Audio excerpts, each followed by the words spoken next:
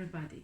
Today's lecture is about language and literature, which are very vast and fascinating topics, which could provide us the possibility to distinguish between the both aspects. Let's ask these questions. Are we interested in particular language, literary genres, writing techniques, language learning, or any specific area with language and literature? Feel free to share more details in this lecture. Now let's see the passage that we are going to explain and have the section of reading comprehension. Language and literature are two interrelated concepts. Language can be simply defined as the study of sounds, words, and sentences, whereas literature is the study of a written work, only literary work like novels, novellas, etc. The existence of literature is solely based on language. The main difference between language and literature is that language deals with both spoken and written aspects, whereas literature mainly deals within written works. Now, let's see what is language. Language is an abstract system of symbols and meanings governed by grammatical rules. Language can be mainly divided into two sections: the oral language, the language we speak, and the written language. There are also many studies areas of language such as phonology, morphology, syntax, semantics. Now, concerning literature, it is a term that can be defined as written and sometimes spoken material. As a subject, it can be simply defined as the study of written works. Various definitions have been used to interpret literature throughout the history. Now, sometimes literature is defined as artistic works with a high and lasting artistic value. Now, literature is categorized according to various forms. It can be classified as fiction and non-fiction. It can be also classified as verse and prose. We mean by verse poems, and prose it's the narration. It can be further divided into major literary formats such as poems, drama, novel, short stories, novella. Now, literature can be studied under various classifications, such as a period, such as time period, for instance, such as geographical location. It can be studied as nature. Now, let's have examples about the classical literature, the French literature, colonial literature, medieval literature, modern literature, and romantic period. Most people assume that literature is a field that deals with the creative and imaginary works of authors. However, non-fiction that contains facts and information like history, for instance, it's also considered as a part of literature. For instance, the historical novels that talks about historical events, it's considered as non-fictional literature.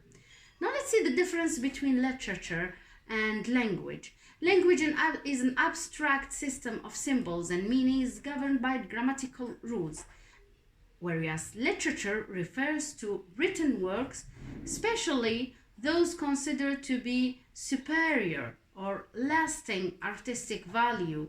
Written. Now let's see the written versus spoken literature. Both language is spoken and written. Literature now mostly studied written works only. Now, it can be studied also through literature. Language can be studied through language. Literature also studies the language and order here of language. It was the first to come into being. First comes language, and then comes literature. That's why literature cannot exist without language. Now we can study the rules and the structure of language. It's more technical than literature. Literature is artistic, aesthetic. Let's see, studies the works and the styles of different author. It's more artistic or aesthetic. Let's see. Now I'm going to talk about the similarities and differences between literature. Let's explain and go more for the ideas of this passage. Language is a complex system of communication that involves the rules and of symbols such as words and gestures to convey meanings. It's fundamental aspects of human interaction and plays a crucial role in various aspects of our lives. For everyday conversation to professional communication, studying language involves exploring its structure, grammar, semantics, pragmatics, sociolinguistics, and among other aspects.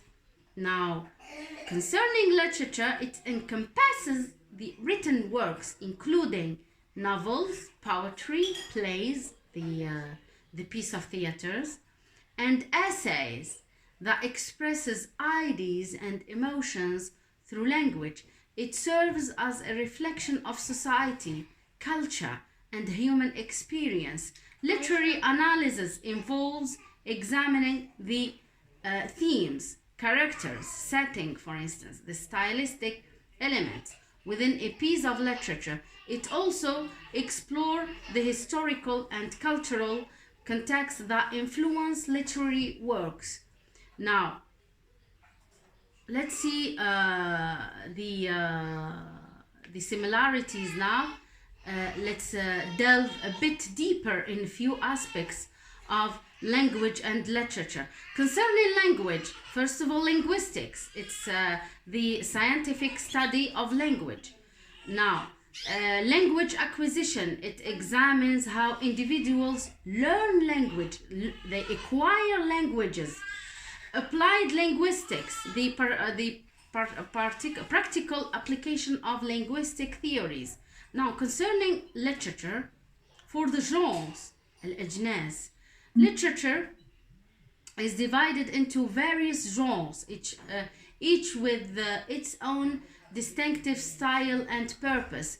Example, it includes now, the fiction includes novels, short stories, and novella, poetry, drama, etc. Now, non-fictional, it includes essays, memories, etc. Articles, for instance, scientific articles. Now, the literary analysis, this involves examining the components of a literary work such as characters, plot, setting, themes, and symbolism. Analyzing literature helps to uncover deeper meanings and understand the author vision. Now, literary periods and movement, we have seen, it is divided into the historical events or into time period, etc. I guess we will stop here. I hope that you understand the lecture. See you next time.